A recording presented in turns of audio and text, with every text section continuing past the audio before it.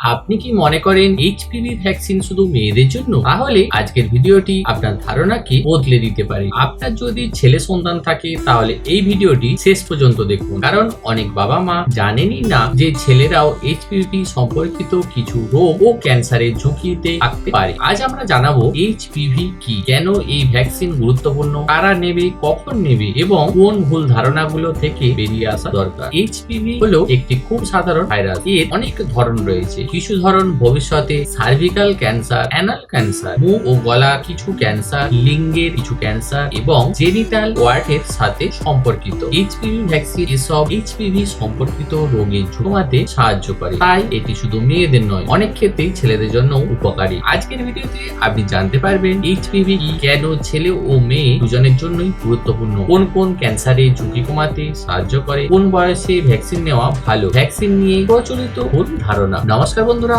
আমি অমিত আর আপনারা দেখছেন আপনাদের প্রিয় চ্যানেল প্যারেন্টিং ইউটিউবার। আজকের বিষয়টি এমন একটি টিকা নিয়ে যেটি নিয়ে এখনো অনেক ভুল ধারণা রয়েছে। অনেকেই বলেন এইচপিভি ভ্যাকসিন ওটা তো শুধু মেয়েদের জন্য, কিন্তু সত্যি কি তাই? যদি আপনার ছেলে সন্তান থাকে তাহলে আজকের ভিডিওটি শেষ পর্যন্ত দেখুন।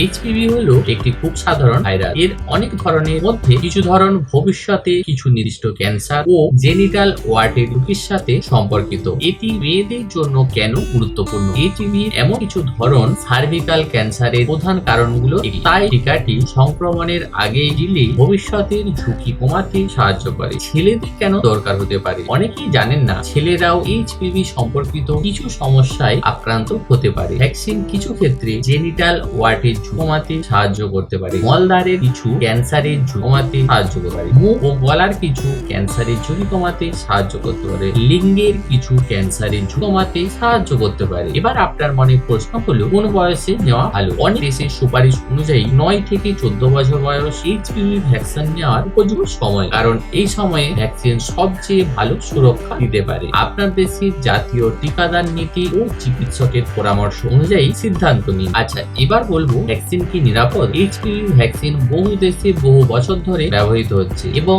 এর নিরাপত্তা নিয়ে বিস্তর গবেষণা হয়েছে। অধিকাংশ ক্ষেত্রে পার্শ্ব প্রতিক্রিয়া হালকা হয়, যেমন ইনজেকশনের জায়গায় ব্যথা, হালকা জ্বর, ক্লান্তি। যে কোনো টিকার মতোই বিরল ক্ষেত্রে গুরুতর অ্যালার্জির প্রতিক্রিয়া হতে পারে, তাই টিকা নেওয়ার পর কিছুক্ষণ পর্যবেক্ষণে থাকা হয়। এবার জানাবো প্রচলিত কিছু ভুল ধারণা। এর মধ্যে একটি হলো এটি শুধু মেয়েদের টিকা। বাস্তবে অনেক ক্ষেত্রেই ছেলেরাও উপকৃত হতে পারে। ভুল ধারণা 2, টিকা নিলে আর কি কোনো স্ক্রিনিং দরকার নেই? ভবিষ্যতে প্রয়োজনীয় স্বাস্থ্য পরীক্ষা চিকিৎসকের পরামর্শ অনুযায়ী চালিয়ে যেতে হবে। কখন চিকিৎসকের সাথে কথা বলবেন? যদি আপনার সন্তানের কোনো টিকার প্রতি গুরুতর অ্যালার্জির ইতিহাস থাকে, গুরুতর অসুস্থতা থাকে বা বিশেষ স্বাস্থ্যগত অবস্থা থাকে, তাহলে টিকা নেওয়ার আগে অবশ্যই চিকিৎসকের পরামর্শ নিন। শেষ কথা হলো এইচপিভি ভ্যাকসিন শুধু মেয়েদের টিকা নয়, এটি ছেলে ও মেয়ে উভয়ের ক্ষেত্রে এইচপিভি সম্পর্কিত কিছু রোগের ঝুঁকি কমাতে গুরুত্বপূর্ণ ভূমিকা রাখতে পারে। সঠিক জানুন, চিকিৎসকের সাথে আলোচনা করুন এবং সচেতন সিদ্ধান্ত নিন। যদি ভিডিওটি তথ্যবহুল বলে মনে হয় তাহলে একটি লাইক করুন, অন্য বাবা মায়ের সাথে শেয়ার করুন। প্যারেন্টিং ইউটিউবার চ্যানেলটিকে সাবস্ক্রাইব করতে ভুলবেন না। আমি অমিত, আবার দেখা হবে একটি গুরুত্বপূর্ণ ভিডিও নিয়ে। ধন্যবাদ।